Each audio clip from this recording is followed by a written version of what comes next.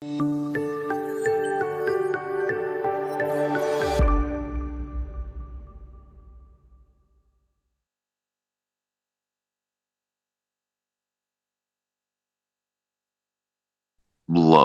using your protocol so far, man.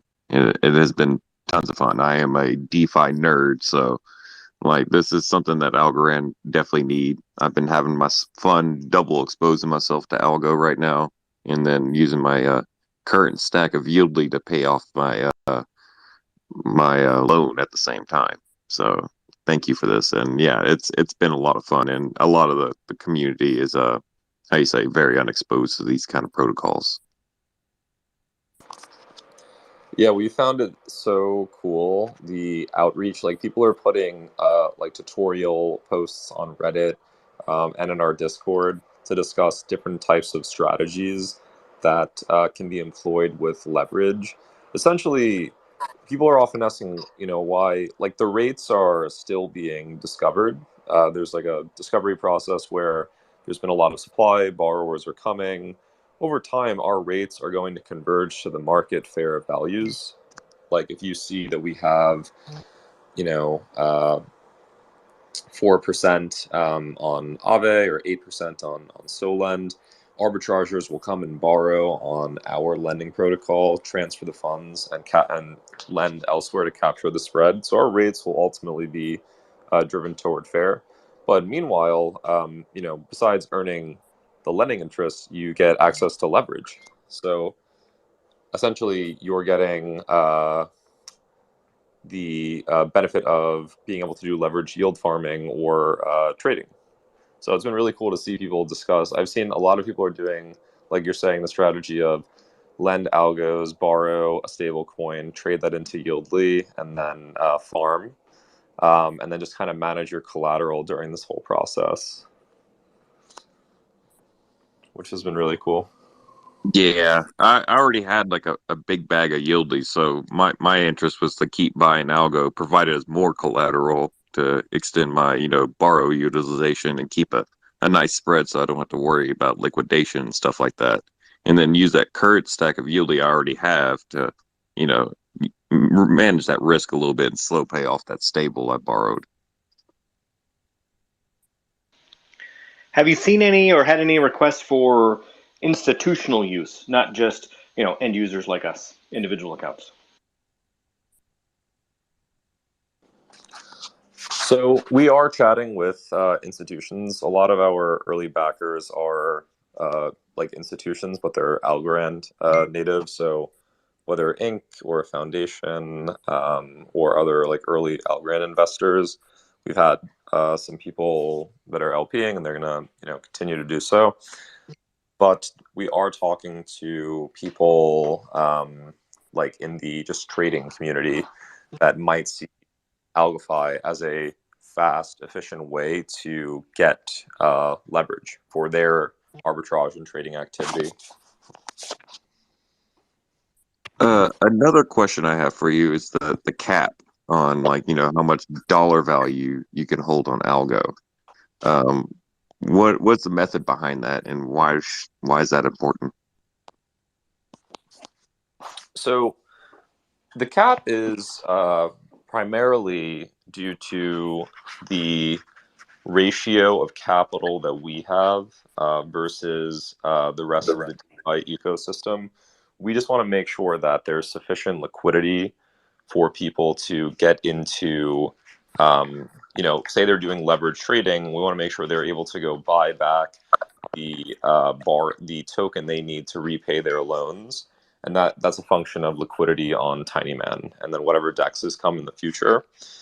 So it was primarily that, but secondarily just making sure that we can manage an early capped launch well without any snags, and then as we build comfort, eventually raising those caps to uncapped, and then ultimately decentralizing so that the community is voting on parameters like this.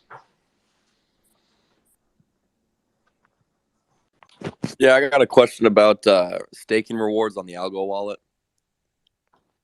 How have you guys found anything that would give out Algo at a better reward than just staking it in the Algo wallet without having to transfer it over and bridge it and all that?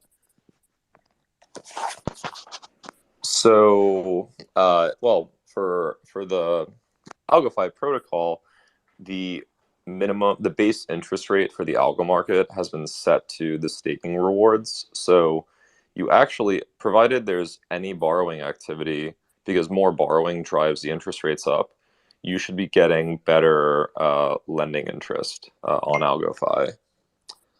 So right now, I think if I go to the market, I can see that it's not much more, but I see that the supply APR is 2.54%. Because right now the borrow utilization of algos within that market is fairly low. It's only, people only borrowed 400,000 out of 6.5 mil. But as the borrowing activity grows, and I anticipate this, I think one thing that's going to be really interesting is when the governance churns at the end of this month, I think we could see a lot of borrowing activity from the algo market. Reason being, you can go in there and borrow at like 3.8%, but then lend it into the governance and potentially make 10+%. And I think it's going to be two types of participants. The people borrowing are longer term, have a longer term like investing horizon where they're comfortable locking their algos for 3 months. But people lending on AlgoFi may not want to lock their algos. They might want to access that leverage feature.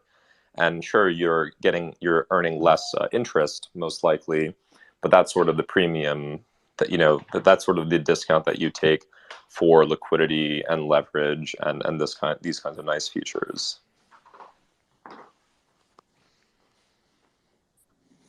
If I can jump in here, I think there's also going to be an interesting period where when the participation rewards end near the end of February, early March, that natural inflation or interest that everybody earns by just holding algo will subside. So to earn yield on algo, you'll either need to be in governance or in DeFi.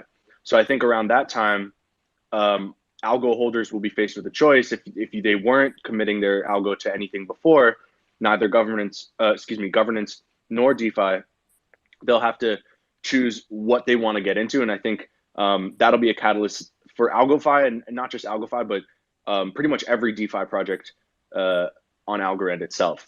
Because those algos, if you want to earn yield on them, you'll have to put them to work somehow. Yeah, just to add on that really quick, I also think that like ending the participation rewards will cause people to seek yield anywhere they can, right? Like including buying NFTs or whatever. They're going to try to find value somewhere. Yeah. So with the capped launch, like John said, we wanted to play it safe at first, but I have a feeling that when we approach that time period around late February, the dynamics will be a whole lot different, and we'll have 2 more months to have been building out governance and other parts of the protocol to prepare for that. Well, I'm going to go ahead and wipe my head because I'm glad I got my algo in before that happens.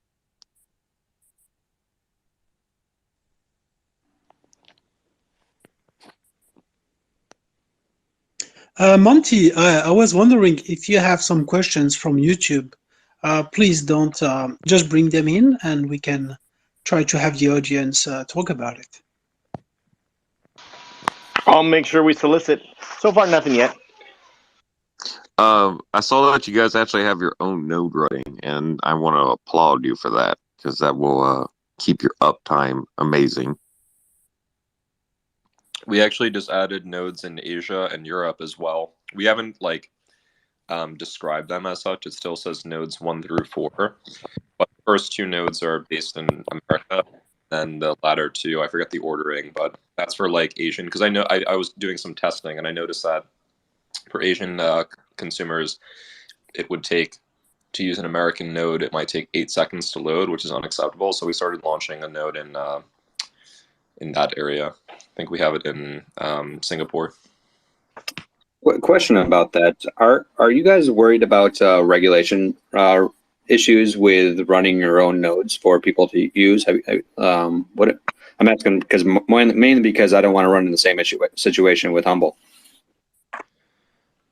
Yeah, I mean, it's something that we're paying attention to, and I think that, you know, with regulation, I think it's sufficiently gray areaed where like a lot of people tend to run with a public node and then some backups. That's kind of like roughly what we're doing. And if we get, you know, if we get advice that we should not be doing this, then I think what we'll do is push a public provider of nodes to offer geo location so that we can offer nodes throughout the world. But right now, we, you know, the advice we've gotten is that this should be fine for now. But if we find out otherwise, then we'll make a change. Yeah, one of the things that I think will help a lot is that there's new ARCs around wallets that the wallet itself can dictate which nodes to communicate with. This allows for end users to decide what nodes they want themselves rather than the developers deciding for them. So I think that's probably going to help a lot for regulation reasons. I think we also Sorry need a to cut wallet in, with but- nodes. Sorry, I was going to say that like MetaMask, people, it's under the hood, but they're using infra nodes, and that's something abstracted away from the user. It'd be great if we eventually have a wallet that has the nodes built in so that users don't have to, or products don't have to worry about that. Wait, are you there? Okay, that's what I'm saying is that the new ARC spec has dictates the wallets actually dictate the nodes rather than the application itself. So hopefully the wallet starts adopting that new ARC.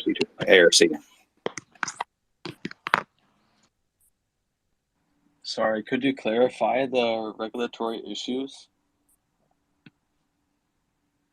So I mean, as John said, everything's a gray area, but I've been urged to not run servers ourselves, mainly even if there are actually the nodes, because if there's any time of situation where if things that we own go down and the entire page goes down, that means it could be looked at as a centralized offering, and if it's a centralized offering, then it falls under different regulations. Oh, okay, gotcha. Thank you for the clarification. And what is this infrared node that MetaMask runs? Can you explain a bit more about that? Sure. So so there's a service on Ethereum called Infura that is a node as a service type of functionality. So we just don't have anything like that in the space. I mean, that being said, I mean, it's also because of how the wallets work, is that the wallets don't dictate which nodes to communicate with. The apps themselves have to or dictate that. When that switches over, then I believe it opens up an entire market for the wallet providers to say, or not the wallet, the individual users saying, I want to use this node here, or I want to use this premium node, or I want to use this node that's in my basement, because I want to actually to use a node that I personally trust or pay for the service of. So is the difference between something like that and pure stake just that like you can't choose what node you want to run it on pure stake? It's so what it is like right now the application creators dictate which nodes to use rather than the wallets themselves to dictate which nodes to use. That's the big difference. Got it. That makes sense. Thanks. And I see we have Ryan here. Ryan, please help us understand all this matter about the nodes. That would be great.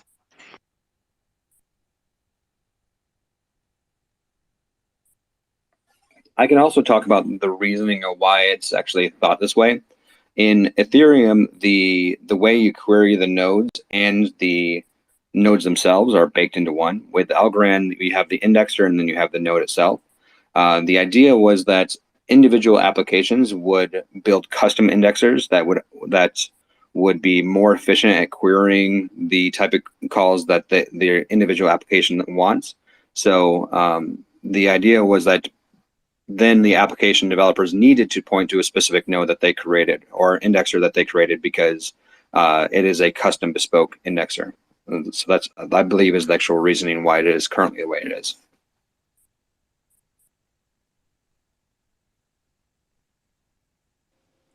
Yeah, sounds good. Hey, it's Ryan here. Just wanted to let you know I'm listening in, trying to grab the context of what the discussion is about. I've been pushing food into my pie hole here this morning, so let me know if you got specific questions for me.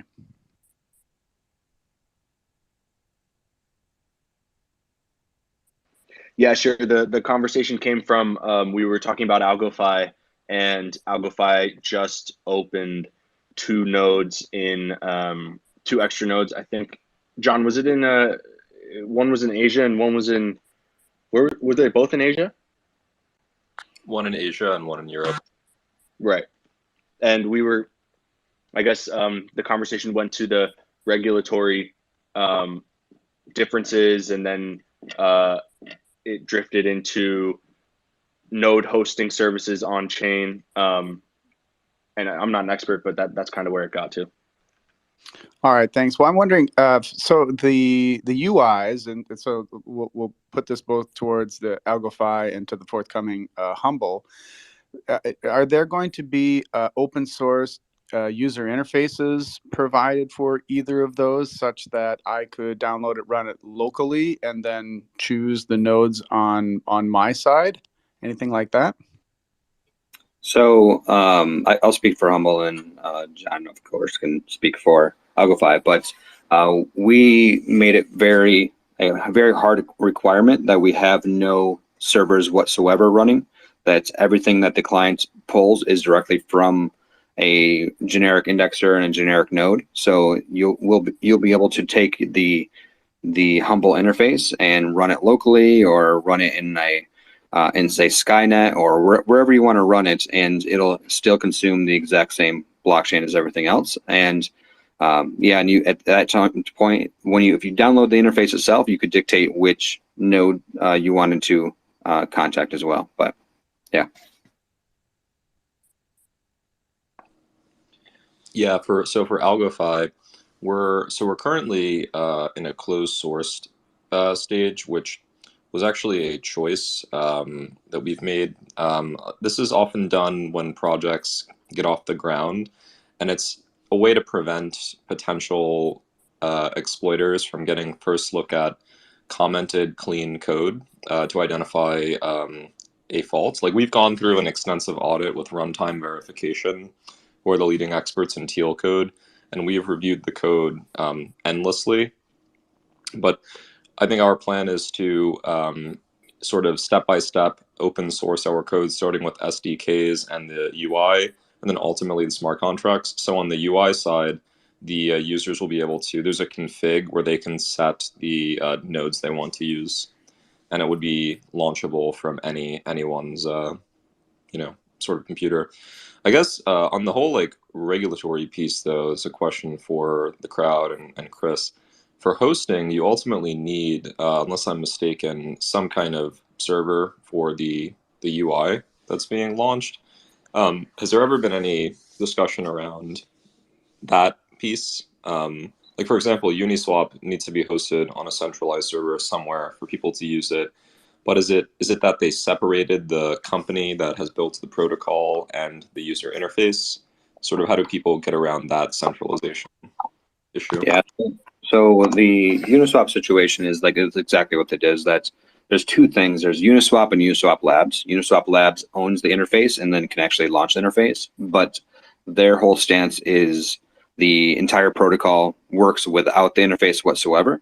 There's plenty of ways you can. The interface itself is open source. It's a completely decentralized thing, and just their interface is what they control. But even now, the SEC is going after Uniswap because of that. I mean, there's no really clear, regulation on what they're doing is okay or not. I mean, Uniswap has way more money than you and I do, so hopefully that they can fight that and end up winning.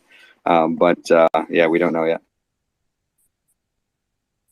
That being said, There was a case called on Ether Delta back in the back one of the first dexes that launched. They had a caching server, and because they had a caching server, the SEC came at them very hard because they said that even though it was a caching server and all of the trades happened on the chain, it was still a centralized service. So I think there is like a blurry line there where if all you're doing is hosting, web content that purely runs in the client is one thing, but if you're running like an API that caches things, that's a whole completely different thing for US users or US companies at least. Yeah, so we've gone with the approach of it's actually, what's funny is that it actually helps us out. So one of the amazing benefits of building on blockchain is you don't need to build backends because we find that building backends that are robust and scalable is not easy, but we get to inherit that from the blockchain. So all of our code is client side, like the fetching of data, the transmission of transactions, of course, and then all future things will be totally done on the client side. So we don't have any backend services or APIs that we hit for any reason at this point. That's a very great move, and I applaud that decision. We're doing the same thing, but there are several other applications and just in crypto in general that don't do it that way. I think it's hard for some applications where you have a ton of data. Like for example, a DEX that is an order book DEX. Like we have this forthcoming ALGO DEX, and then others coming in the future that everyone's working on. That's a bit tough because that's a lot of data that needs to be stored. And in fact, I think some of these DEXs, their order matching engine is done via a centralized server. So, I think we're lucky that at AlgoFi, the lending market, the data requirement is fairly low, where we can sort of manage that purely on the client side. But yeah, it's definitely something that you want to be careful of, running any kind of back-end process where now it can be argued that this definitely is required for the so-called decentralized protocol to work. Yeah, you're spot on there, and that is what Ether Delta ended up hitting hard because they did do that stuff in a centralized way. But so Humble, what we're gonna actually have the limit orders pretty much out of the gate, and Yep. we had to think very hard about how we're going to architect that to make that actually performant and keep that decentralized. But it's definitely not easy. Yeah, no, I mean, but I like. We've been talking about this idea of order book DEX within the AlgoFi team, and for me, it's always been like I'm really impressed by the person that delivers the truly decentralized solution to this. They can, even if if it has to be scaled down in some way, it's really in the spirit of DeFi to avoid caching, or at least if it needs to be done in the beginning, have a path toward. I think. I'm not a regulator, but I think if there is a trajectory toward decentralization and you can demonstrate that with credibility, that helps the case as well. Whereas if there was just sort of blatant centralization without any plan, that doesn't bode well. Yeah, agreed with that. And the way that we're doing it is that because we're not a straight order book DEX that has to do matching. We're putting limit orders on top of an AMM. Mm-hmm. It means that individual users that want the limit orders will dictate what the K value of the trade that they want to be, and provide extra incentive to for anybody to activate that trade. This allows for a complete index, a sorted index that allows for anybody to run bots to activate trades and actually make money on it. So we're kind of building it in a way that anybody can actually, we're open sourcing the bot, anybody can activate and anybody can actually make money by pushing trades through based off the current K value of the AMM. Very cool. I'm looking forward to using that. I have a question for John Clark at AlgoFi. You said most of your API is run on the client side. Do you plan to have some public APIs for AlgoFi?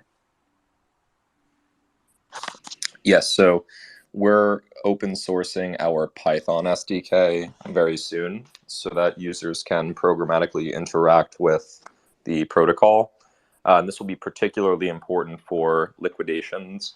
So, at that point, the community can very easily participate in the liquidation process to help keep the protocol solvent. And, that's something we sort of wanted to, similar to this idea of we're starting out closed source and we're incrementally open sourcing the code and decentralizing. I think it made sense to, start with getting the SDK out first. And we're also doing we're doing some sort of cleanup work on the SDK as well. We want to make sure, because we've been using an internal SDK, but we want to make sure that it's very, very well commented, well organized, and that we've built abstractions that make a lot of sense for developers. So that's something that we're steaming head on and probably get that out this week. That was actually a question I had yesterday. How do you guys do your liquidations, or how do you plan on doing your liquidations? So they're currently being done internally and with a few other people in the community, but that's going to be totally brought open later this week.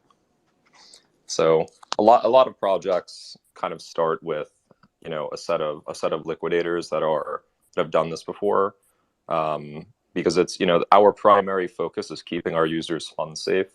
So we want there to be people that are very sort of sophisticated users of liquidation that have had this experience. So we've involved these parties, but we're going to make this something that anyone in the community can get involved in, and that should only help the process.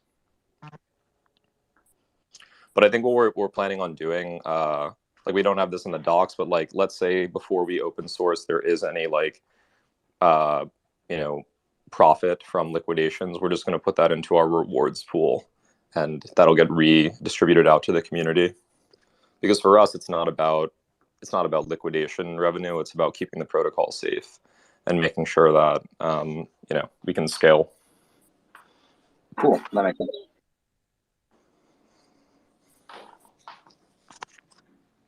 Not that ALGO is going to dip anytime soon, of course. Sorry, what was that? But not that ALGO is going to dip anytime soon, so we'll be fine. Yeah, fingers crossed. No one likes to liquidate. Well, we don't. I think some people love to. I wouldn't say no one. I wouldn't say no one. Yeah, I think a lot of people love it. Another part of it is, liquidations are a necessary part of keeping these sort of over-collateralized protocols safe. And, right now AlgoFi is small, but I think with our rewards program and the growth of the Algorand community in 2022, I think the DeFi ecosystem within Algorand is going to grow massively. Where I think, my projection is we're going to see hundreds of millions of TVL. We might even see a protocol hit 1 billion of TVL by the end of 2022 within Algorand. Because I think there are a lot of, sort of things that are pushing Algorand forward. So if we can demonstrate, that the liquidation process is something that is profitable, then we can, get even more and more sophisticated, liquidators to come in and sort of help. And that's actually helpful. I think people's initial reactions would be, oh, I don't want all of these liquidators coming in. I mean, it's not, it's not a very pleasant thing to think about, but ultimately they do make sure that there's enough capital for lenders to get their money out and keep the the pools liquid. So they're a necessary part of the lending protocol. Yeah, we're thinking a lot about TVL, and we had the goal of $1 billion TVL by end of 2022. But looking at the math, the fun thing is that you guys are a missing piece of being able to do that, because you need compounding TVL to really get those big numbers up. It's really important that you guys exist. Yeah, and I think that when our code is open sourced, because one of the things that's really cool is we've had to innovate quite a few things to get, and everyone that's building an Algorand right now is an innovator. It's not like there's existing examples to go off of. So I imagine in your build process, you've probably found a lot of like tech features that you've had to sort of hack together using the intricacies of the AVM that are quite innovative. So I'm hoping that, when our code is open source, the community can benefit from our, collateral paradigm and use that to build other credit-oriented products. So that's really exciting because there's a lot of other protocols that rely on collateral that can be built, and we're sort of that primitive. So hoping we can help the community there. Yeah, 100%. We've at Reach we found quite a few things to build actually into the compiler. So that's one of the big benefits of Reach is that when we find a innovative way of doing it, we build it into the compiler. Then anybody can take advantage of it just by writing it traditional Reach. That's great that you guys do that.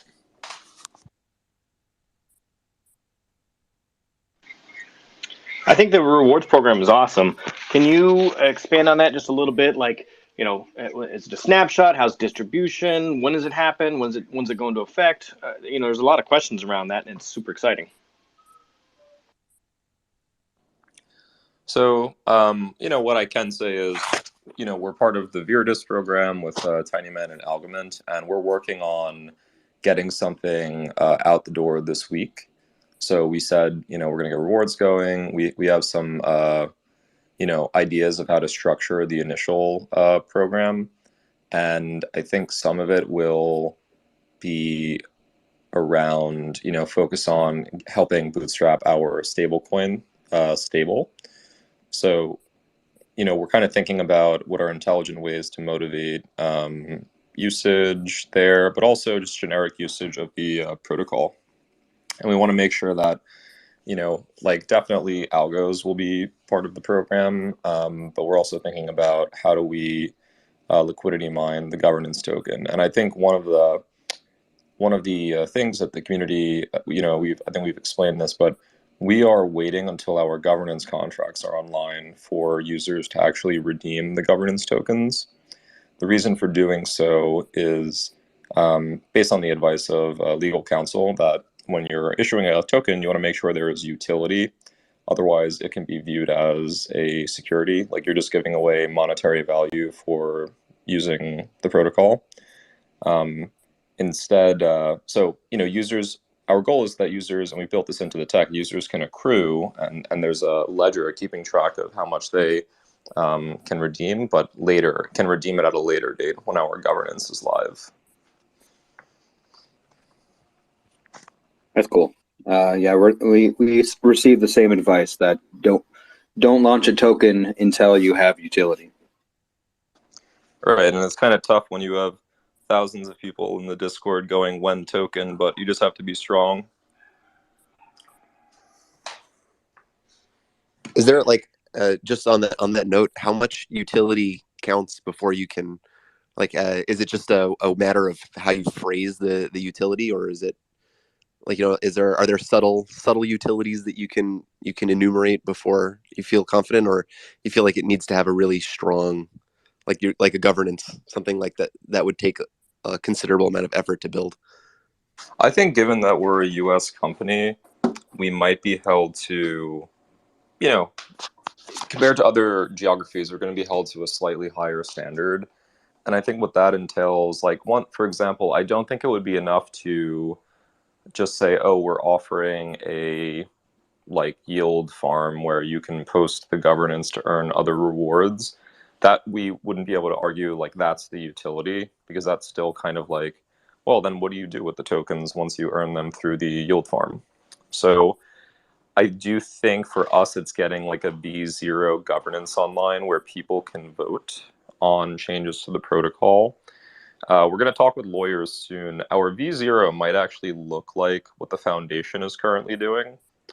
However, we're shooting for something, and we are already building it. We're kind of close. Something that's a bit more programmatic, where users can actually stake their governance tokens, vote, and then the change is executed programmatically.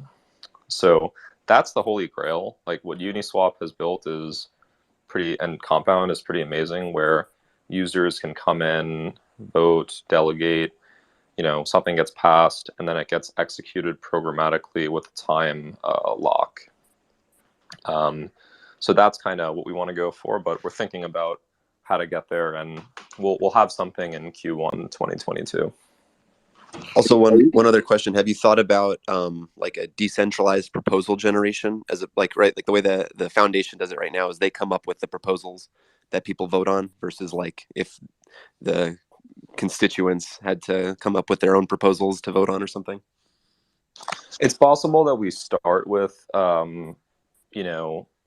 it's all about getting there, like kind of piece by piece. I think we could start, like, a great win is it's programmatic, but which is huge. But let's say we initially make the proposals. However, we'll also ask the community. The community might say, we don't care if the execution is programmatic. We want to come up with the proposals. And then if you credibly go and execute them, and the voting was decentralized and the proposals were decentralized, that's something we're kind of interested in. I guess I'd be curious if anyone here has thoughts on, like, do you think it's better to have like the foundation style approach, but the users get to choose and propose what to vote on, or would it be better that the proposals are sort of concocted by the core team, but the voting, like the execution, is programmatic, where the smart contracts actually implement the changes instead of developers? At least my 2 cents on it. Oh, sorry, Gary. Or I was just gonna say quickly, my 2 cents on it is that the if you make the execution programmatic, the things that you can do, the proposals are limited, right? Like I think it's more difficult to implement, right? Like you'll be able to change like a percentage value in a smart contract, but I feel like if you make the proposals like the proposal generation decentralized, it'll be much harder to execute that programmatically, because the proposals will be more complex, right? I feel like there could be a two-layered approach to the vote, that in that case, where if the proposal is something simple, like let's change the stable interest from 2% to 1%, then that could be pretty simply done. But if it was a more large-scale protocol change, there could be the vote. First of all, what's the proposal that we're going to vote on?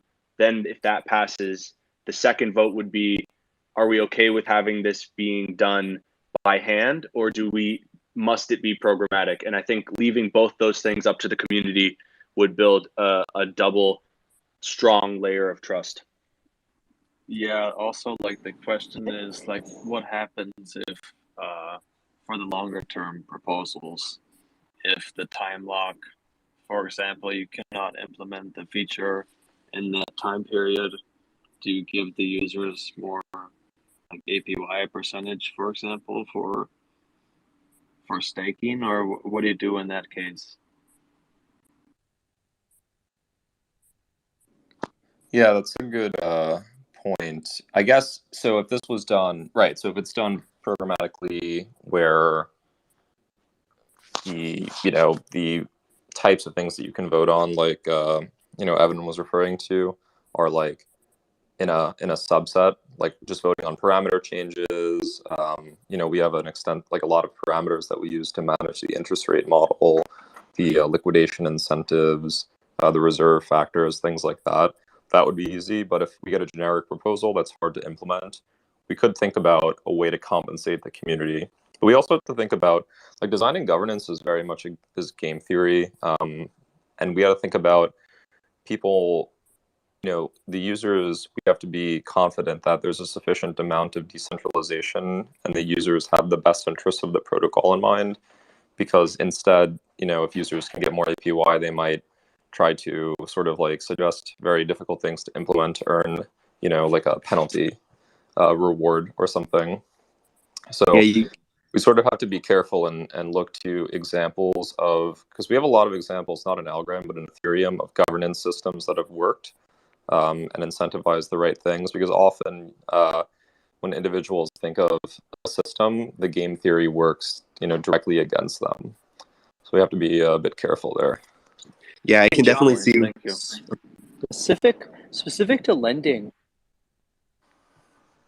just get your thoughts on this. So obviously your team has looked at a lot of I'm sure a lot of other lending protocols and other chains. And there's a lot of really interesting innovations, I think, when it comes to how liquidations are working, or how to also help people even deleverage, right? In terms of in times of market volatility.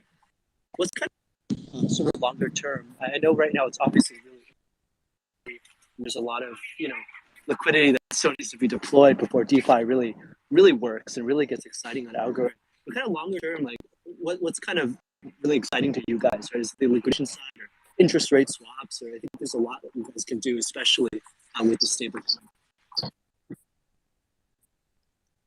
Yeah, there's like so much to do. It's funny, we've been in execution mode the last, and I really do want to like applaud like the team that's working at AlgoFi. Like we kind of started working on this in August, like mid-August, and then went through an audit and delivered it, and finally got it out in December. So I think we've been moving fairly quickly, but we have so many ideas. Like we'll spend Mondays kind of just chatting about things we want to build, and we all come from not only financial background, but also we were mostly involved in the interest rate space.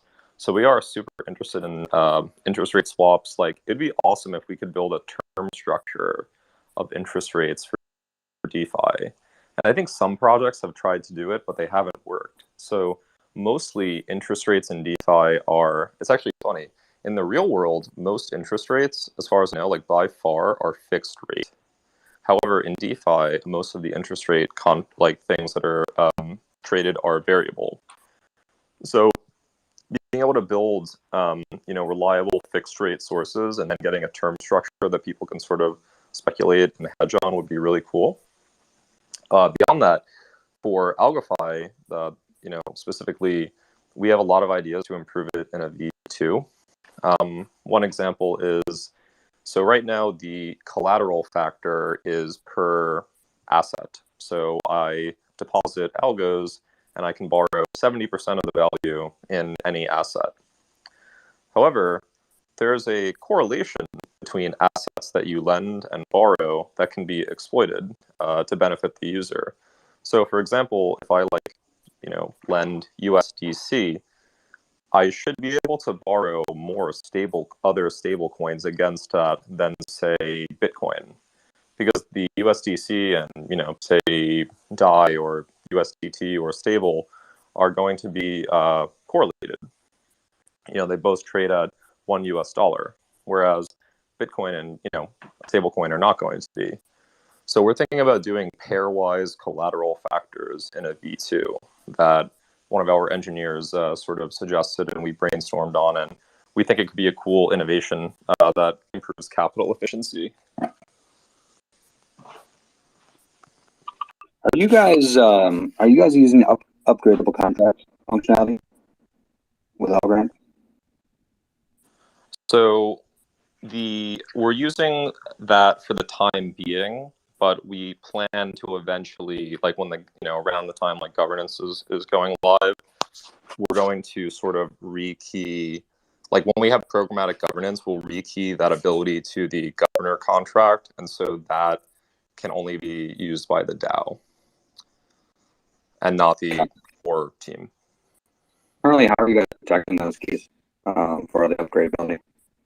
Oh, we have like very strict multi-signature bank vault solution where like many people need to sign the transaction in order for it to be processed, and the keys are being held in safe vaults and cold storage, and then taken out when they need to be. But we anticipate that to be like very infrequent.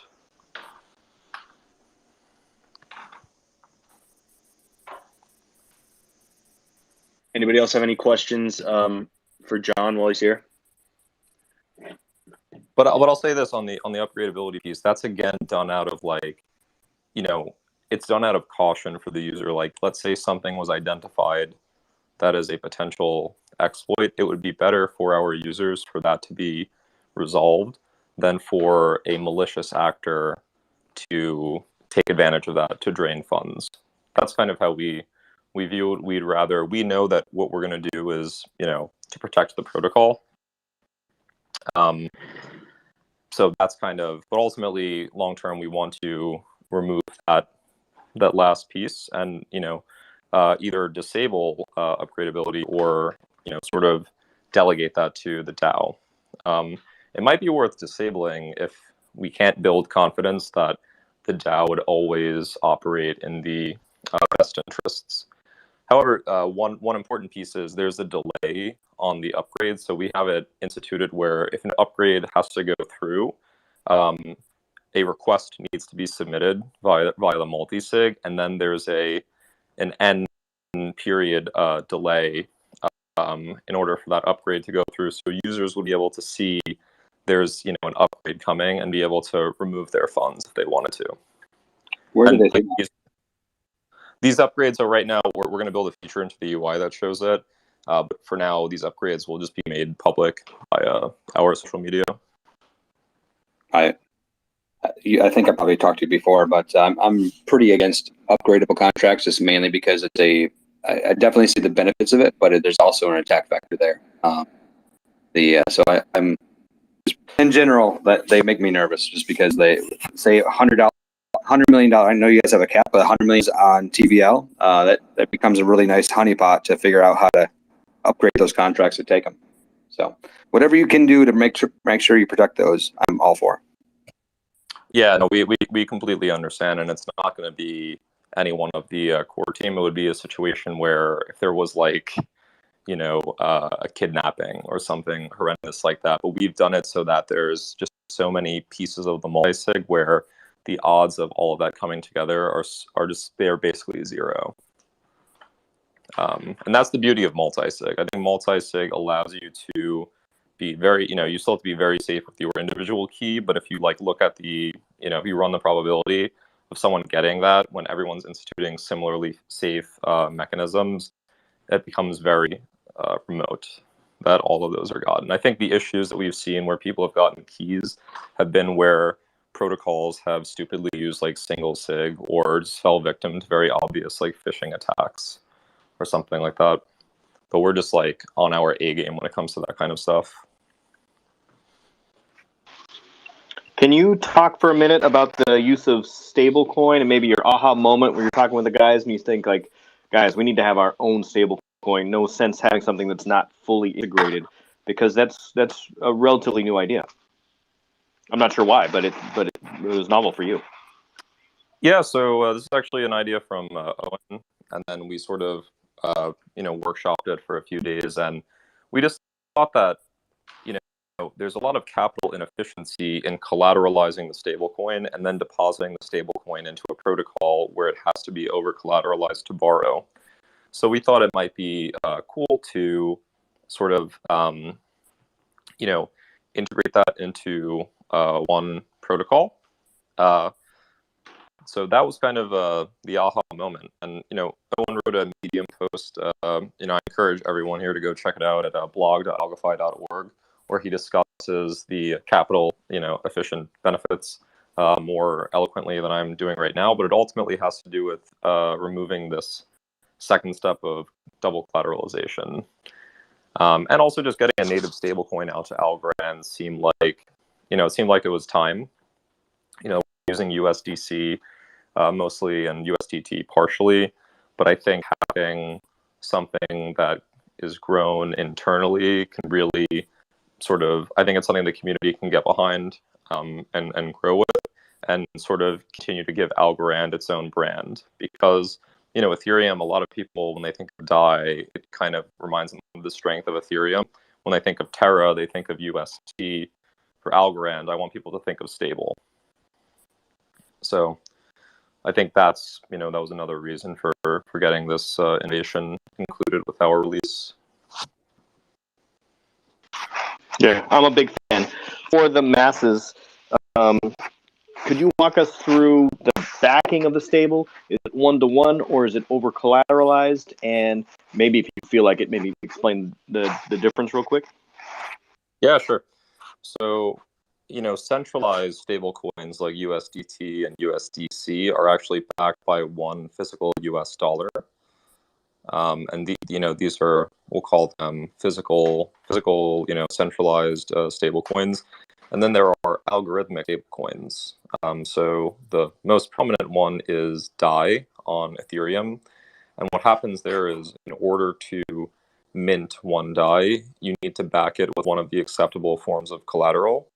On Ethereum, I think that is currently Ethereum, USDC, and funnily enough, I think a third accepted form of collateral is the basic attention token, which is like kind of a random one.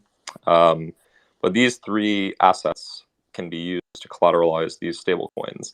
And there's a smart contract that essentially that takes in an oracle price, I think from Chainlink, and is basically making sure that at any point in time, these coins are backed by at least, a little. It's over $1. I think it's 150%. Yeah, I think it's 150. Yeah.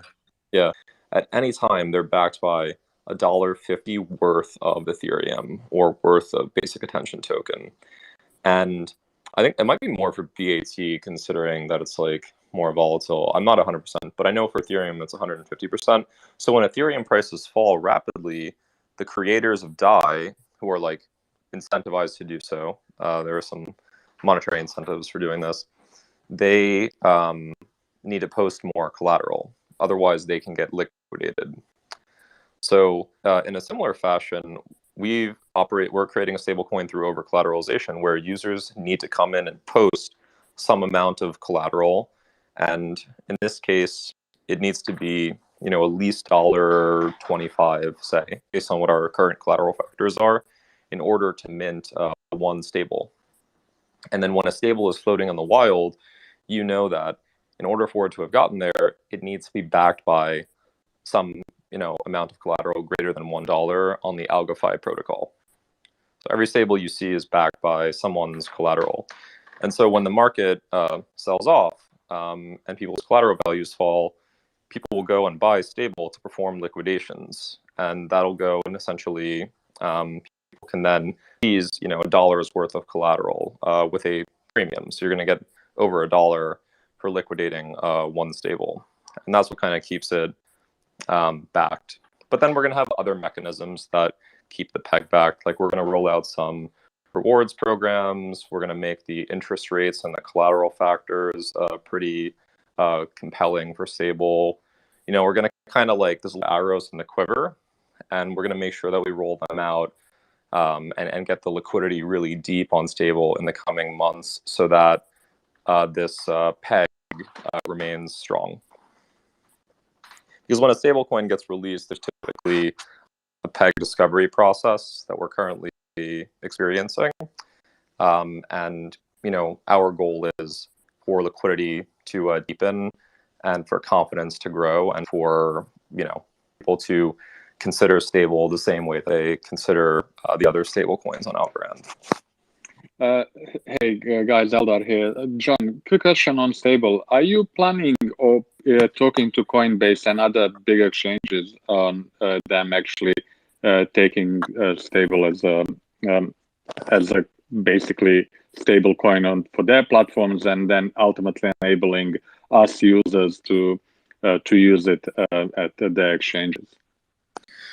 Yeah, so it's like day 2 or 3 got stable out. I think we're definitely going to be chatting with exchanges to get our tokens listed. We're already getting reached out to by some of the more Algorand oriented platforms. But long term, as we grow, we do want to get listed on the premier centralized exchanges to deepen our liquidity. So we're definitely going to be pursuing that. That's kind of a goal in 2022 to get our assets listed on exchanges for the community. And just follow up question on that. I've noticed, and sorry, I'm being Coinbase pro centric here, but I've noticed that your USDC cannot be transferred from your platform to Coinbase because they are only supporting ERC20. Do you know? I mean, the way to actually get USDCs to that platform, or do we have to exclusively almost use TinyMan? Nothing wrong with TinyMan, just to be clear. I love it, but it would be also useful to have that bridge to the other more, I wouldn't say efficient, but exchanges where there is probably better options to utilize your USDCs if we are pledging collateral with you. Yeah, no, I couldn't agree more. And honestly, it's disappointing that more exchanges don't support USDCA because, after all, USDC is a blue chip stablecoin. And given that many now support the Solana and obviously the Ether, I think it's important for them to support Algorand. So, based on where Algorand's trending and based on the momentum that some exchanges have had around USDCA, I'd be surprised if by the end of 2022 we don't see listings like the support of that coin on Kraken, Coinbase, and the larger US-based exchanges, and then ultimately I think Binance. Right now, it's available on KuCoin is a very large exchange, but they're mostly out of the US. So you can kind of use KuCoin if you're out of the States. There are some smaller exchanges supporting USDCA, like I think OKX and OKCoin. But yeah, I think it's extremely important that like Coinbase gets this onboarded, and I'd be surprised if they don't. But obviously, but then again, it's like with the recent stuff we've seen with Coinbase, it might be worth investigating another provider because they seem to be doing some weird stuff with algos. When Gemini. Yeah, exactly. I think Gemini should also list it, but I would imagine they would be lower in the list to implement that change. I had a question about stable and lender of last resort. So with DAI, you have MKR, the governance token for Maker, as the lender of last resort. Forgive me for not reading the stable white paper yet, but tell me a little bit about lender of last resort. So we're investigating that model right now with our forthcoming governance token, and we'll have more to say on that in the future. So that's fair enough. And then a question about you arrived at 125% of the collateral as an over collateralization number. How kind of walk me through how that came to be, given others in the marketplace have been, I would say, substantially higher than that. So that's the I could be doing the math wrong on that, but that's the minimum. And I think a lot of some of the issues around other markets have been the latency during the liquidation periods. We think Algorand's superior technology, given that it's faster and cheaper to transact, will be supportive there. But we might gather information that for stable, it's better to. We kind of chosen, collateral factors that we think help bootstrap the coin and the protocol. But as we gather information, we're not going to raise the caps on stable until we have the utmost confidence that the peg can be maintained and that it can grow within the community. So I think, as we gather information, we'll be able to adjust our priors and the parameters governing stables minting. So these are very good questions, very important things for us to analyze, and we're kind of looking at the market's response and assessing our next steps based on that.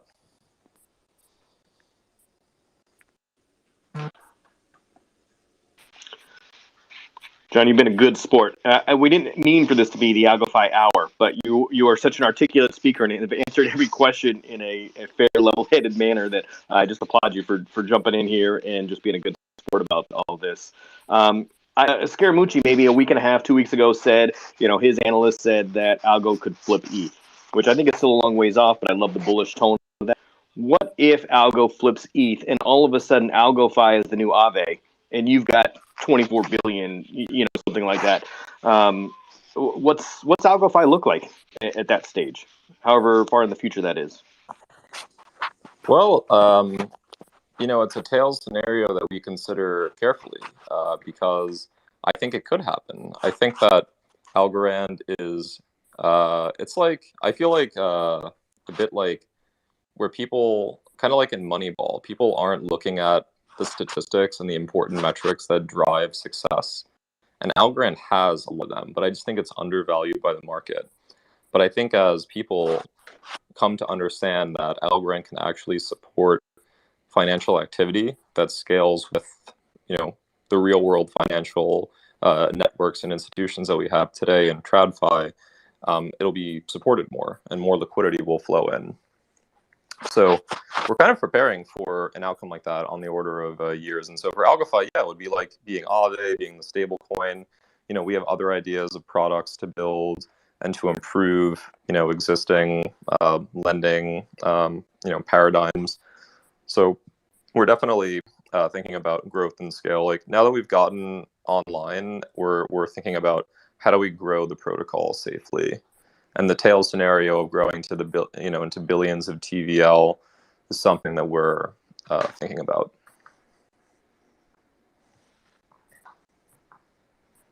Well, supplier APR is now at 2.55. Wag me, boys. Yeah, it looks like people borrowed Go BTC and Go ETH as well. The rates are getting more robust there.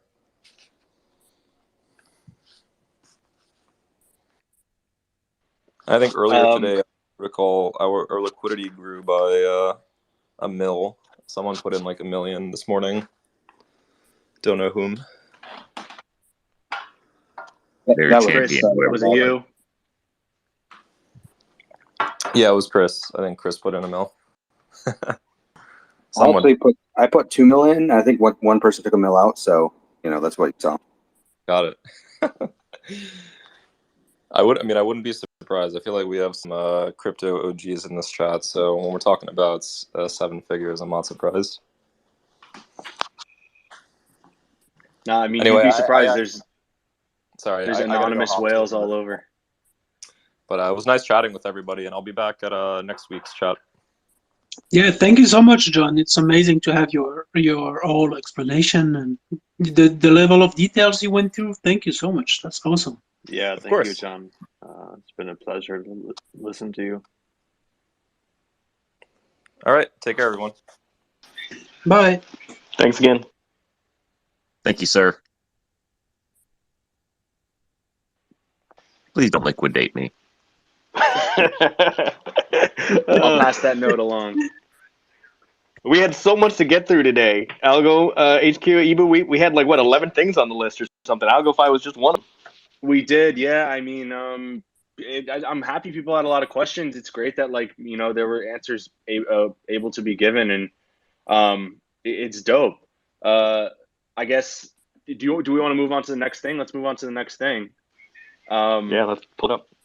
Which I think would be the securitized S&P 500 tokenized exposure fund that was approved to come onto Algorand this past week. So if you haven't heard about this story, Securitize is a company which takes traditional equities and tokenizes them, and they work on Algorand, and they just were approved for two funds linked to two different things in the S&P 500, which I will pull up right now. It is the crypto. One is a cryptocurrency large cap X mega cap index, and the other is the S&P Kensho New Economies Composite Index. You have to be an accredited investor and have a minimum of $50,000 to enter these funds. So it's not exactly the pure DeFi play, but I think it's super bullish for Algorand overall because something as heavily regulated as the S&P coming on chain, there must have been a whole lot of regulatory work done behind the scenes to get this happening. So I think this is a really big piece of news that came out this week. Yeah, it is, and I've been talking about Domingo, for the CEO of Securitize. Everybody needs to follow him because he's been working on the regulation side of things for years, and his work has been paying off, and it's just the beginning. It's incredible.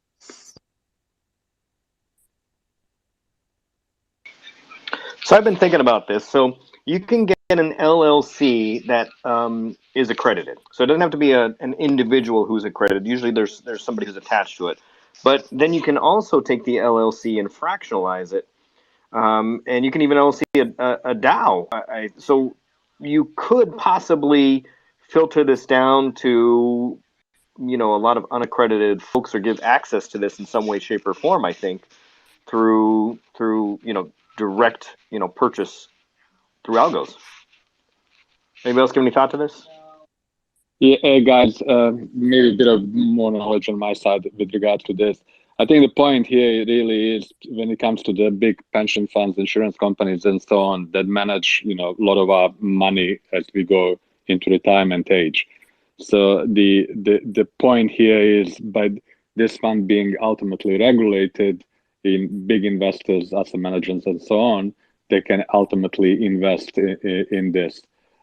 So you know, I would not, you know, kind of think that this is going to be a retail play by any, or big retail play, I should say, you know, by any, you know, stretch of imagination, but certainly will bring a lot of, you know, bigger institutions into the crypto world, and, you know, ultimately will legitimize Algorand even further.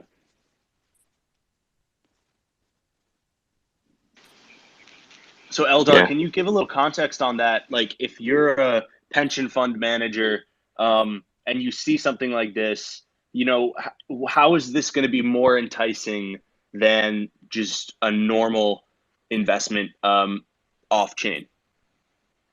I don't think it's going to be that much more enticing. The point here is really that we are seeing this transaction or transition from traditional kind of instruments, which are database driven, to effectively an instrument which is blockchain driven. And, you know, within 10 years, you will see that most of the, not only equities, but also the debt will move onto the blockchains, more efficient, more secure, and so on. And also a lot of back office roles will just disappear, because you will not have to have, you know, armies of people basically managing and making sure every time the trade, especially in the secondary market. Primary market is relatively easy. I mean, I spent 20 years on a primary market, so you effectively have a list of, you know, your investors that buy, and, you know, you are done. But the point here is that, you know, most of these instruments have, you know, 5, 10 year, 20 year maturity, and with that, you know, effectively you have the secondary trading, which happens away from the primary desk.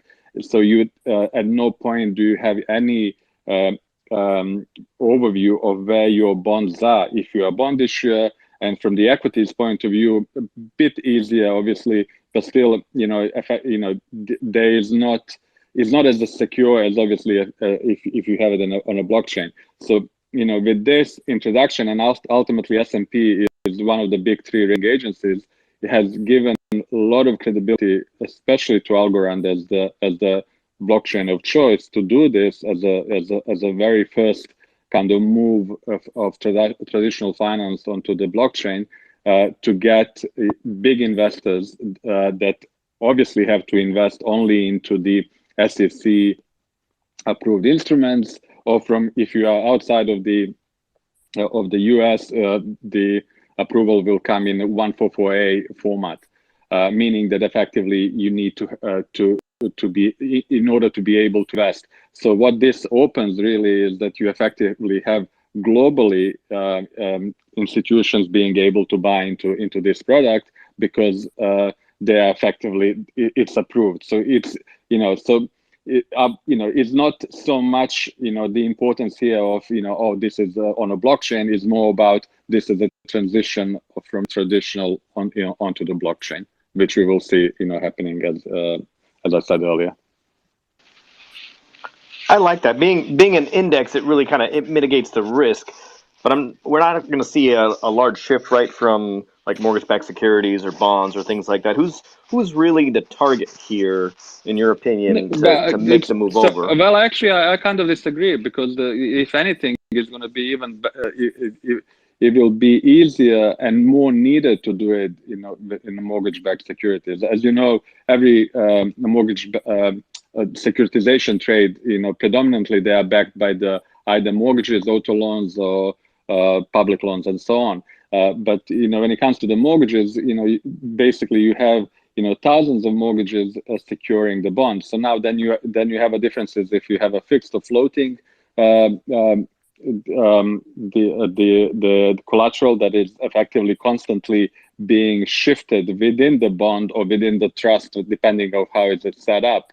All that once it's done on a blockchain, and obviously with the smart contracts in particular, it's so much easier to manage not only the authenticity or how much that stuff is really collateralized, but also you need to do mark to market of this collateral, making sure that at any given time you have amount of value of the mortgages backing the bond, or the value of the bond that is issued towards the investors.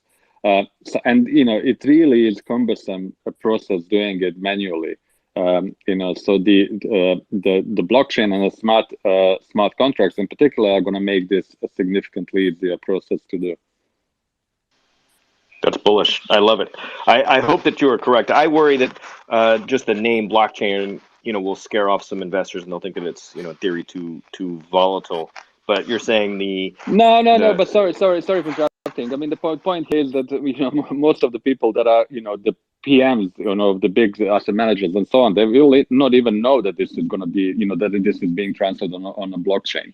Effectively, it will be the rails of the financial system as we know it, and really this is all to do more with the investment banks, which are ultimately structuring these products and and putting it out there into the market.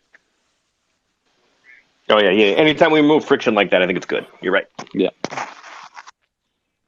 I think this is one of the first big institutional plays on Algorand, which is taking steps beyond the simple, or not the simple, but the basic currency or DeFi layer, and really just using blockchain as the database foundation for something, which I think is a really, really huge use case for it that I think a lot of the general public just doesn't really think about.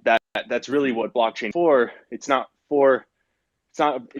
not about money. It's really not about those things. It's about the data and the storage in a decentralized manner. So I think it's just a really cool thing that is probably the first step for a lot of equities coming on chain. That reminds me of Chris's NASDAQ article. Great job on that, by the way, Chris. The way you explained, what the guy is smuggling over the border all this time in plain sight really kind of lends itself to this, because as Ibu was saying, this is really about the container, really more than anything else. It's the vehicle that we're using.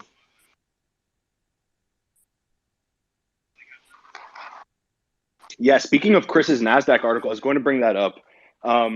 If you're listening, Chris Swenner posted a great article on NASDAQ titled "The Metaverse Will Be the Delivery Vehicle for NFT's True Purpose." And I'm not going to say too much because I'm going to let him explain. But just to introduce it, he goes on and tells us why what we think of as NFTs right now is simply not even scratching the surface of really what this idea could be, especially for the concept of ownership. And he talks about brands and how brands can expand into this. You can have things on the internet which have encoded smart contracts, so you maybe won't be able to right click save anymore. But if you want to jump in and kind of like tell us a bit about when you wrote this article, who are you trying to reach with this with the article, I guess? Well, I think a lot of people here have heard me rant about NFTs and the metaverse, but yeah, it was kind of like who I was trying to reach was everybody. I think that many people don't truly understand what NFTs are, and they sure the hell don't understand what the metaverse is. But it all stems with what NFTs really are, because people right now think NFTs are assets. They're images that you buy, and people can right click, save as, and everything like that. But that's not even what NFTs are. What NFTs are well, you guys have heard me, so I'll say this: self-sovereign ownership, meaning that when you buy an NFT, you're not actually buying the image; you're buying the ownership of the image. I think there's a big miss here of what that actually means, and I believe that part, what owning an NFT should be encoded into the NFT itself to help for understanding what you're actually buying. But anyway, but we really need to kind of think of it as that you're building the ownership of something. And just so happens that most of the things out there, that something is a pointer to a location of where a file is stored. But that's just very limiting. It can be way more than that. An NFT is ownership of a pointer to anything. And not only is it just the ownership, but that's just really only one variable in the data structure. And you have the ability to not only add extra variables to it, but you have the ability to code in directly into the NFT, that structure, rules around ownership, rules around transfer, rules around pretty much everything. And the best part about it is that it's self-sovereign. You don't need a third party dictating, the enforcement or what those rules mean. It's completely baked into that structure itself.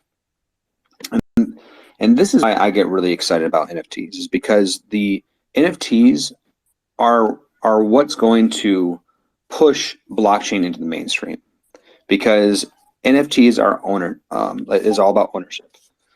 Many people here own cars, they own houses, they own a lot of things, but really there's only a record of a very few things that you really own right now. And the reason for that is because of the cost to record that is so high. I mean, I don't know how many people out there have bought a house, but at least in the United States, when you buy a house, you have to pay this thing called title insurance. And what that means is that you're paying insurance where if sometime during the ownership of of the house, someone says, actually, here's the true title, and you bought something from somebody else that never owned it in the first place. Because this happens. Because record keeping is so broken and so full of holes that people can say, no, I actually really own it. And there's entire industries around just titles itself or tracking this. And by putting ownership on the blockchain, you end up lowering the cost of verification. Once again, a paper I always talk about is out there called Some Simple Economics of Blockchain by Christian Catalini and Joshua Gans, that talks about that's the true value of blockchain. But lowering the cost of verification, it increases the ROI of the actual the product. But the more exciting thing is that when you lower the cost of overhead, it creates entire new industries. And it begs to ask the question of, if the cost of tracking ownership ends up being lowered to next to nothing thanks to efficient and cheap blockchains like Algorand, what more is going to be tracked of ownership on blockchain? And my hypothesis is this is the beginning of the metaverse, is that you will actually start owning almost everything of value on the blockchain. And what that's contextually what it means will be the different dimensions of the metaverse. For example, say you buy a Tesla, and in the Earth dimension of the metaverse, you go and test drive it, you pay money, and now you have an NFT that says that Chris Winter owns this Tesla. And what the metaverse is that now this ownership is interoperable with different dimensions of the metaverse. So in the Earth dimension, you get to drive around and you own a Tesla. But in the virtual world dimension, you get to drive around a virtual Tesla. In the dimension of the smartwatch, you get a a watch face that represents your ownership of that Tesla. In a first-person shooter game, you have the ability to skin a gun the Tesla skin.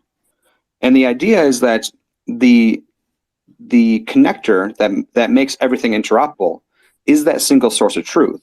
And the metaverse is more like a multiverse than it is an individual universe.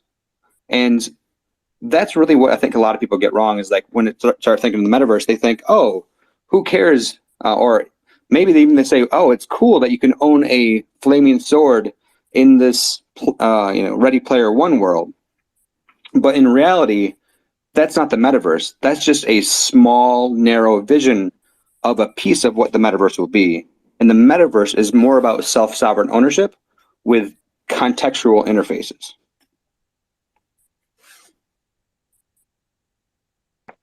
Lloyd, thank you so much, Chris, for this explanation. I would love to hear Ryan about it. Like, how do you see the metaverse, Ryan?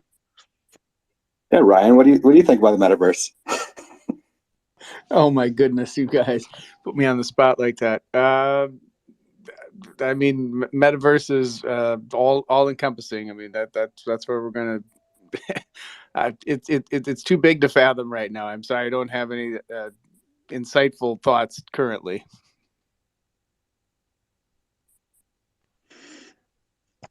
I'm laughing over here to myself. Put me on the spot like that. Come on now. Jonty, what's the metaverse?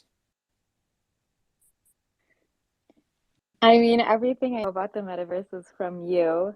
But I like it's very abstract and it's hard to imagine, but I like when you describe it as like an extension of our current reality and just like added dimensions, because I think that like really helps me to personally visualize as me being in the metaverse already.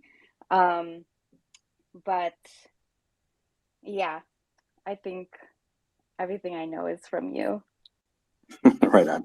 So my parents came and visited me for the holidays today, and they said, I made them read that article, and what he's like, I don't get it. He's like, my stepdad, he's like, why do I want to own anything on the blockchain? That doesn't make sense. And my response to him is like, well, it has nothing to do with the blockchain.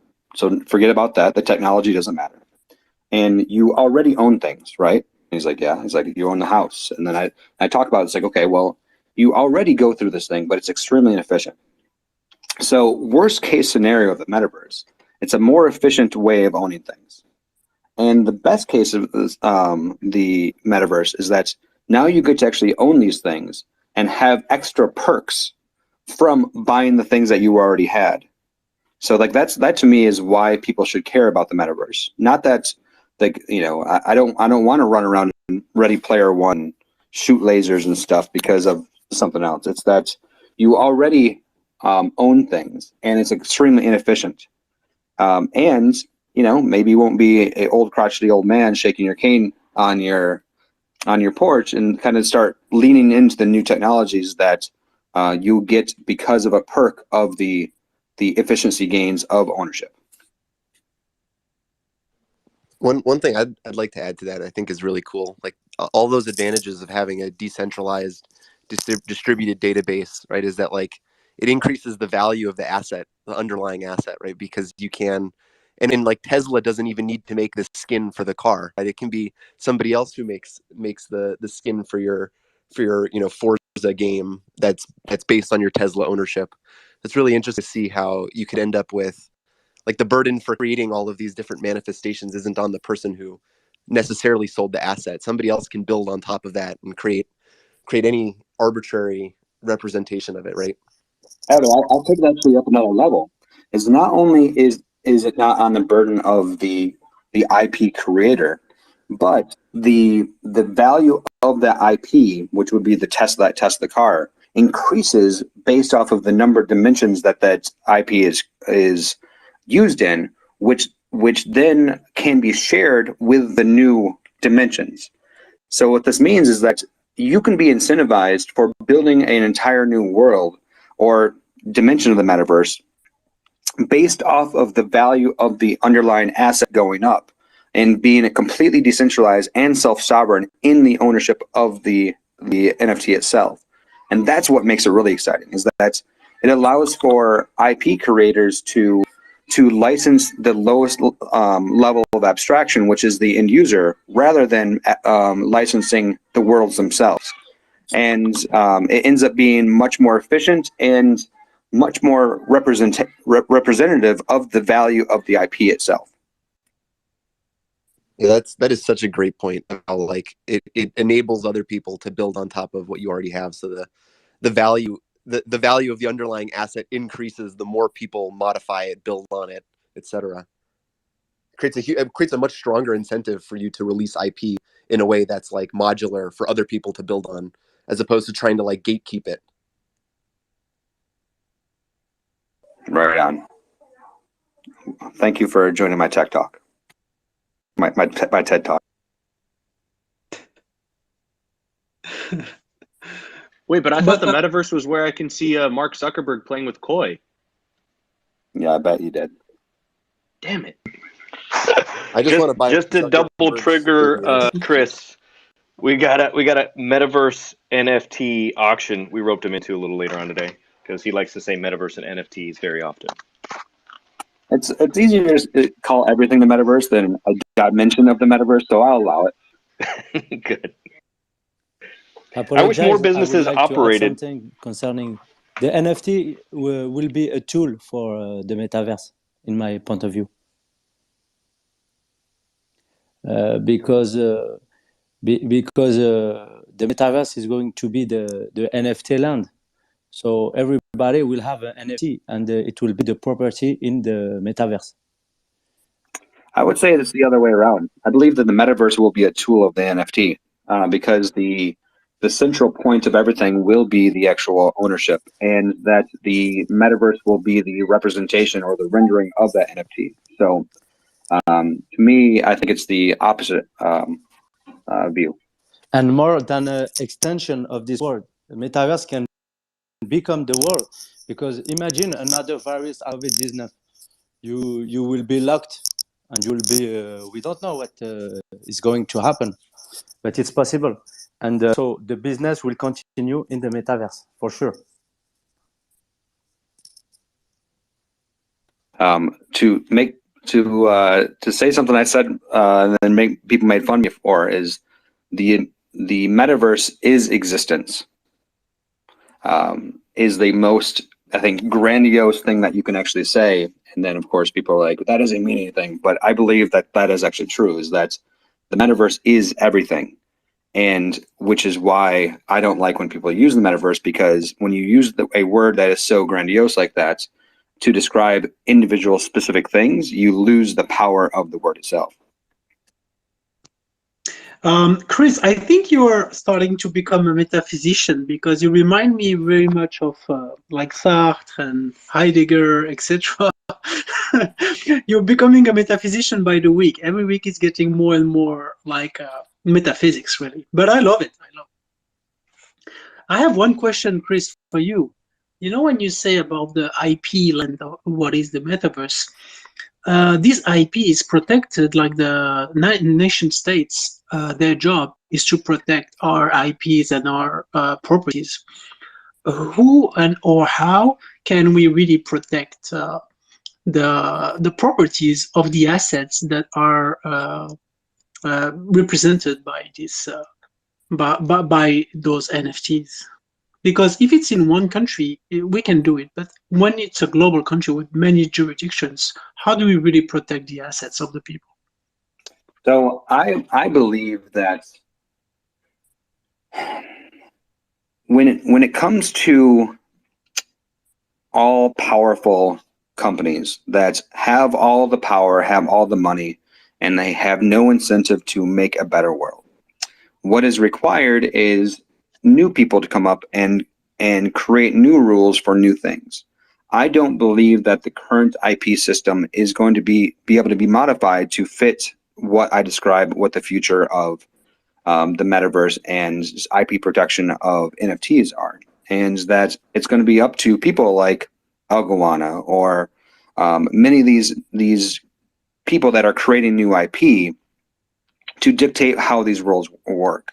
That being said, this is actually the other big benefit of the NFT itself being self-sovereign, and the rules upon what it means own and hard coding the rules directly into the NFT allows for the IP holder not to have to monitor it, and ideally be able to build the rules that they want the IP to hold directly into the NFT, so that it can kind of live in a self-sovereign way. So that's the way I see it. And this is not an overnight thing. This is going to take, IP lawyers to draft new contracts, and it's going to take it's going to need laws to actually change. But when you make code law, you get to put the actual law directly into the actual entity of the NFT. So you no longer have to go to a real world contract, because the contract itself is the NFT. And if there is loopholes into the NFT, this is where you're going to have new versions of the NFT created. And that to me is the better way of going at it than worrying about the individual paper laws all around the world. But I'm talking about a case scenario utopian world, and it's going to take a long way to get there. But I believe that is the better way of going about it than trying to convince Disney or Warner Brothers to change their current IP holdings on the existing content. And I believe this is ripe for disruption from new upstarts to really kind of dictate how the future will be. One issue that I see with trying to put the burden on the people who are creating the IP to protect the content, or using smart contracts to try to enforce it, is I think there are some examples of enforcement that cannot be done in code, right? Like if somebody is distributing physical copies of a piece of art, right? You can't, there's no way to track, there's ways to avoid tracking that on blockchain such that you can still get around the enforcement mechanisms of code, right? That's just one example, but I think I can think of other examples where enforcement, arbitration, and disputes, and managing the actual information of itself might be prohibitively difficult to do with code as law framework. I agree with you, Evan, that it's going to be difficult, and I do not have all the answers, and I don't think maybe even in my lifetime I won't have all the answers, but the only things worth doing in life are difficult. No, that's true. And I do think I do really like that idea. I do think that in order to incentivize people to release their IP and start, providing the pillars that will uphold Metaverse, right, with their information and the value as IP, there has to be some kind of enforcement, arbitration, and dispute mechanism. And the way it currently works is people elect officials, or even worse, it's just a company that makes arbitrary decisions about how to enforce IP. But I can't imagine a system. I can't imagine a system where that protection is done with a decentralized protocol, and people can vote on what information constitutes a copy versus what information is truly unique. I think that's part of the difficult problem, and then enforcement is a whole other can of worms. Yeah, no, I agree with that completely. But one of the things that I also always say is that I don't know what the hell I'm talking about. And every day I know a little bit more, and I will always learn more about it. And that's the mindset is dream big, work to those goals. And when you hit roadblocks, figure out a way around it, rather than say that crazy dream that you have, Chris, is not possible. So don't even try. So I'm going to keep them through, even though I'm not an idiot. I know that there's tons of roadblocks, but when someone slams something in my face, I'll figure out a way to get around it. Yeah, so you think that a good first step is some kind of a decentralized protocol for enforcement, or for at least generating the rules by which IP can be copied and distributed, or I like that idea. I definitely like that idea of you put a first, like the only way to figure out what the problems are is to try it and then, like iterate. Exactly. I think the first step is, the first step are goofy lizard pictures on the blockchain, and then the next step is going to be contracts that are pointed to that dictate how you can use those goofy lizard pictures, and then you're going to start encoding more and more into the actual blockchain itself, to the point where, ideally you get as much as you possibly can on the blockchain, and then everything that you can't, then you have to bring it into the meat space. But yeah, I think we're already taking the first steps. Yeah, that's a thing that makes me like what Evan said. I want to jump back on that point, like, because there are two things: there's enforcement of the IPs, and there's the consumption of each asset. And I'm just trying to go like a bit dystopian here. Imagine a world where every asset, like digital asset, has a value, monetary value. So if you don't have any penny, you cannot access anything in the digital world. How do you see a way around, Chris? And how also, or anyone really, but how also could we make it work with our open source philosophy and principle? Yeah, I don't know exactly, but kind of to go back to what I was saying earlier. So I talk a lot, and pretty much everywhere that I go, I spread my beliefs. And I don't know the last time you guys have ventured outside of crypto Twitter, but there are angry people out there. They are very angry about the whole idea of blockchain and crypto and NFTs, and I have been called the worst names that I could imagine. Like, I've been told I'm in a cult. I've been told all of these things, and one of the things that they keep throwing back in my face is, you know nothing about IP law. This would never work. And my response to them is, I don't know a lot about IP law, but I know a lot of people that know a lot about IP law, and I'm relying on their knowledge on how to change the current system, or work with the current system to be able to change things. Now, just because something is not possible today does not mean something's not going to be possible tomorrow. And that's the mindset that we should all have, is that rules are put in place over time, that usually those rules were actually created before new technology was, or the technology that we have now existed. So just because something in the rules say you can't do something does not mean it can't be done. It just means that the people that originally wrote the rules didn't know enough information, or weren't creative enough. Yeah, I totally agree with you, and I share the exact same dream and vision.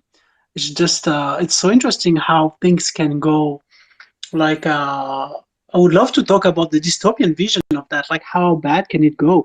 Oh, we have George here. Hi, George. How are you? Is an IP Sorry expert. to kind of hijack. This is, first off, so awesome. Thank you all for doing this, and I just happened to see this was happening. I wish I had known about it before, but I'm enjoying every second of it. And I am an attorney and IP for many years, pre-blockchain as well. You're dead right, of course, that there are a lot of haters out there, a lot of people that think this is all, whatever. My thesis long before blockchain has always been one of trying to find tools to help artists create sustainable careers on their own terms. And as very much a blockchain maximalist since kind of the inception, I've been saying things like, smart contracts are neither inherently smart nor contracts. That said, nothing about blockchain, NFTs, etc., obviates rule of law.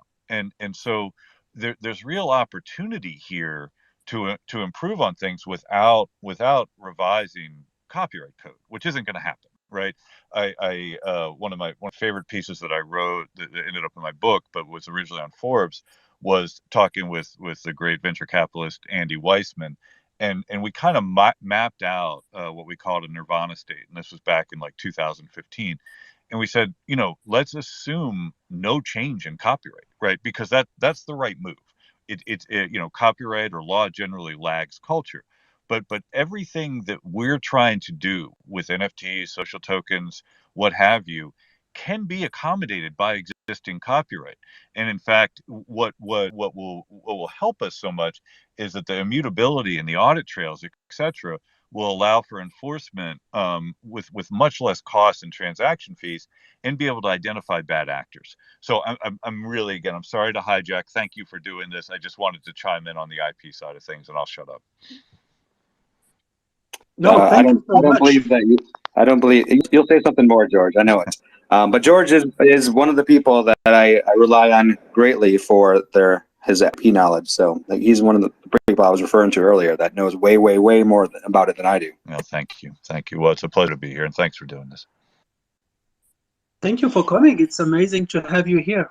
No, it's my honor. It's amazing to be part of this wonderful community, and for all of you all, I've been now an Algorand arts advisor for a couple months, and just so excited to be working with this community.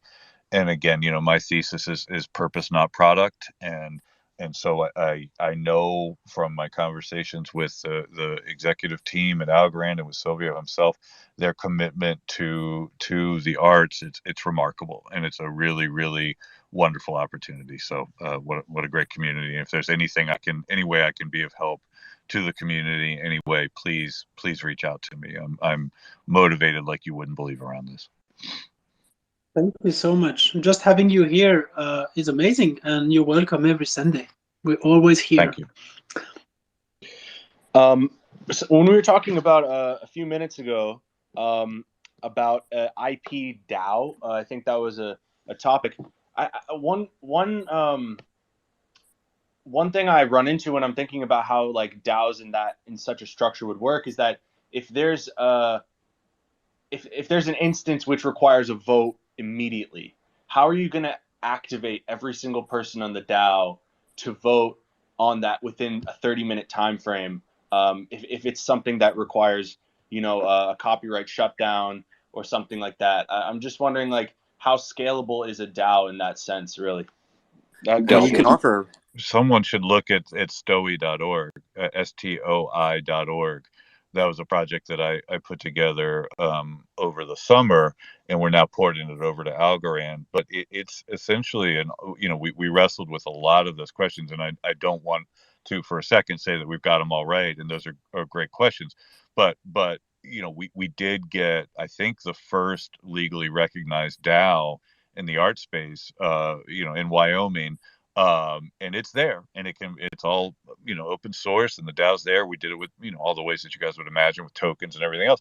And it's all of these types of questions not only have been thought about, but we are building a governance tool that'll run on Algorand. We got a grant to do that, to kind of try to address some of these exact same things. So again, keep me in the loop, and I'll just share the stuff. Like, it's, I talk about it anytime you want, but stoi.org is up, running live. I forget the number of uses, but it's non-trivial. Tens, 20s of thousands of people are now using this tool to kind of create their own DAO. Also, just to like, I also do you think you can, to like incentivize, to answer like Algo HQ's question for like a short-term thing, how effective do you think it is to offer like financial incentives to get this kind of governance thing to actually get avoid people like spoofing answers or giving answers that might be harmful to the public, and also to like incentivize quick action? Yeah, there'll always be bad actors, right? And so I'd rather not use financial incentives, particularly in the art space. If you just think about human nature and the way that we are as fans, if some artist we love or writer we love or whomever says, hey, look, I'm doing this thing, and really the joy and the beauty of DAOs is the ability to help identify the most passionate percentile, because they sort of self-select, and that most passionate percentile isn't going to be incentivized by money for the most part. It'll be, in the same way you wouldn't be with some artist or whomever you love. So you have to come up with other incentives which grow the community by giving access or proximity to the creator. At that point, sure, bad actors will still try, and we're seeing this with NFTs, right? You're seeing people just kind of spoofing the system. Back to my earlier point, over time, because of the ledger, those bad actors will, it's always spy versus spy, but they'll begin to identify themselves, and then the community needs to really galvanize around self-policing, or else it won't scale, to your point. Yeah, I mean, the only problem I find with that solution is that you have to wait until after the damage has been done in order to rectify it, right? As opposed to, it's not a preventative measure. Correct. It's ex post facto, right? But that goes to fragility generally and Lindy and all those things, right? Like so I mean, we've been seeing this with blockchains from the beginning, and we have to either believe that they are inherently anti-fragile, and with every kind of code exploitation or whatever, we learn from it and we plug those holes. We're right now still, I would argue, in the fragile state, right? Where to your point, it could be driven into the ground. I choose not to believe that. I choose to believe that the goals here are strong enough that we will eventually begin to kind of patch the exploitations, and then anti-fragility sets in. I not for a second implying that I have all the answers, but that's the bias that I'm taking. No, I really appreciate. I hope that didn't come off as like antagonistic. I really appreciate the thought and genuine 0%, 0% antagonistic. Thank you so much. All right, hey guys, I have to actually get going. Like I said earlier, my parents came to visit for the holidays, but Shanti is here, so ask her any question that you would ask me, and I support 100% back anything she says. So I'll talk to you guys all next week. And if you guys, thanks, Chris. Have a great holiday. If you guys aren't following me yet, please follow me. I will always speak my mind. So talk to you guys all later. Thank you. Talk to you soon. See you, Chris. So, George, if you're bringing that song that owns itself to Algorand, are you going to make that project open for any artist to employ the same strategy? 1,000%. And for me, it's they can use the tools, build on the tools. What I want to bring to the community is, the hard earned, learned, whatever you want to call it. I mean, I've been in the music business since, I'm 52 now. I started when I was 19. So you do the math, right? And so I've seen the bad actors. Like, you think crypto's full of bad actors. Spend some time in the music industry. And so I think that my value at this point is to try to point out some of the institutional landmines that are out there.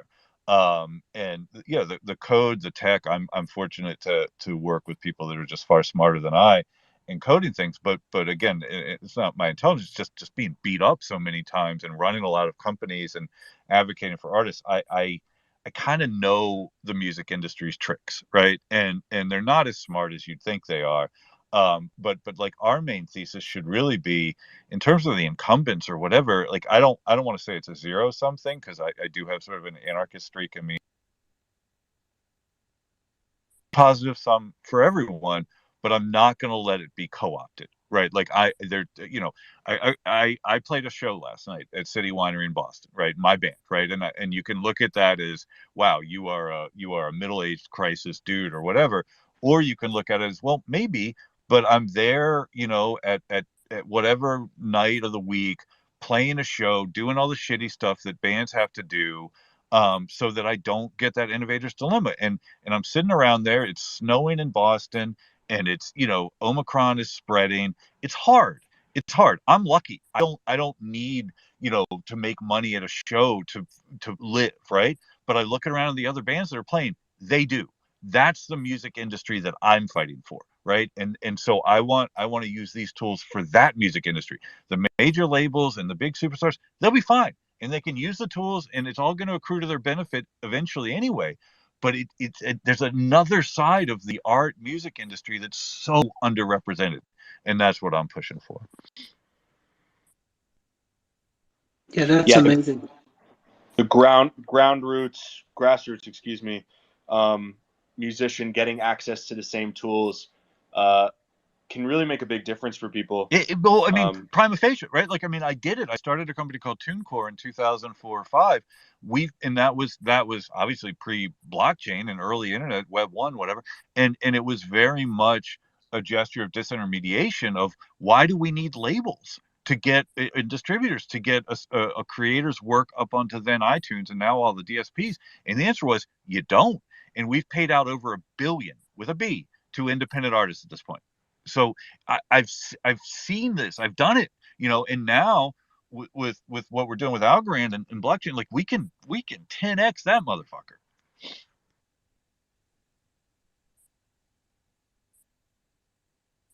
Yeah, you've paid me from TuneCore. Probably about $100. Well, hey man, look, I wish it was 100 million, but like at least you had access to the marketplace without any rent seeker taking a back end percentage. And so we never made any promises about, well, we're going to help you sell or market or make you a star. We're just like, no, of course, we're going to give you access to the market. That's all, No, I'm actually, I wasn't saying it in a detrimental way. I love TuneCore. Really great service. Because I think it's just, I would rather pay that upfront fee than have something like a DistroKid take some of the rights or some of the power away from me as the artist. That was the thesis, and I know Philip, the founder of DistroKid, and I think he's a great dude. But your point is exactly right. And I didn't take it the wrong way. Look, I mean, different folks, different strokes. Exactly. But the one stroke that I think we should agree on is what you said, which is, look, if somebody's going to provide a service, pay them for the fucking service. But when they're no longer rendering a service, if they're still extracting a percentage, you have to ask, is that rent seeking at this point, or are they continuing to provide a service? Like, that's just it's not music. That just should be human nature,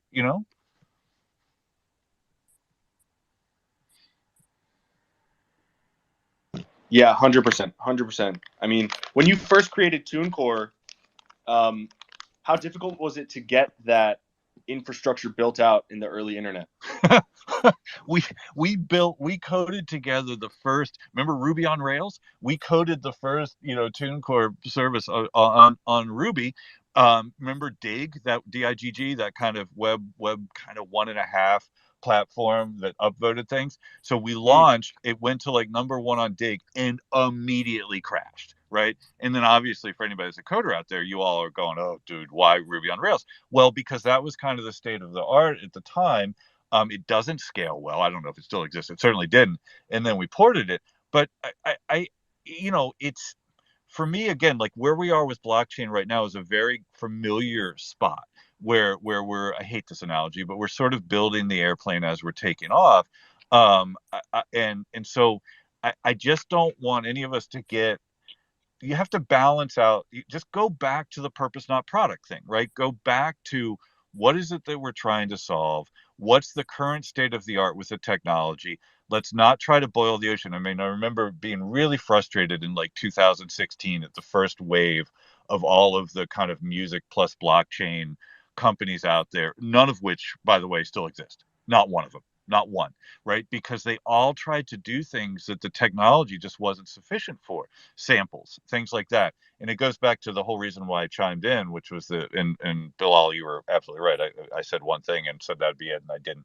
But we have to look at what technology can address right now and how that can materially benefit artists and creators, and not do that Dunning-Kruger thing where, and this is why I'm doing the Arts Council with Algorand. No more will I ever build or be affiliated with companies that build technology for artists without artists having a seat at the table. Period. Full stop. Right? Can't happen anymore. And so that's a big part too. My son just got in the car, and as much as I love you all, I love my son more. So I hope I can get invited back to one of these more at some point. But thank you all, and I'm sorry I didn't mean to just chime in and crash the phone. Yeah, thanks for stopping by. Enjoyed it. Okay. Every Sunday at 1. All right, check it out. And pop I in will. again. Thank you again. Bye. Bye. That was a pleasant surprise. Yeah, that was great. I mean, as a musician, that guy is a legend. I mean, like TuneCore is an amazing thing. TuneCore is what I use personally to get my music on all platforms, and it's like the deal that it offers is just amazing. It's like a handful of bucks to throw up an album, to throw up a song. You get the royalties straight into the account. You can roll over those royalties into the next thing you upload, so it becomes cheaper and cheaper over time. Really great service on Web 2. Really excited to see what he brings to Algorand because he's done a lot of stuff on Ethereum. That guy is he's a real innovator over there. Oh yeah, a legend. What was I the couldn't DAO believe he was service there. he was talking about initially? It's called stoi.org, song that owns itself. That's interesting. Yeah, I'm looking at it right now. I'm going to read into it today. And yeah, it seems very interesting. So, Yeah, the white paper looks amazing. Color me interested. Well, it's been about 2 hours. It's been an amazing session. We had AlgoFi for a while, answered a bunch of questions. We talked about the S&P securitized news. We talked to Chris about NFTs, and then we had George jump in about some music, the new era of music licensing. We could hit a few more topics, but we could also save them for next week. Does anyone have anything they want to jump in on?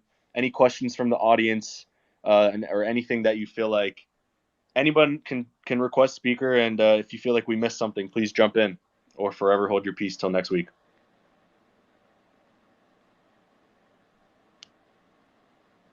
And also, please don't be afraid to ask any kind of question. We don't want to be just like too technological or too like advanced. Like we need to touch anybody. Mm-hmm.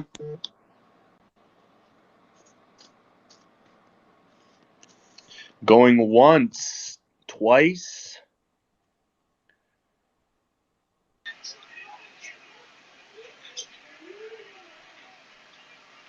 I guess we're calling it. Well, yeah. Everyone feeling good about this one? Yeah, that was a great session. I love it. And don't forget, everybody, please, it's recorded, so you can always find it and listen to it again.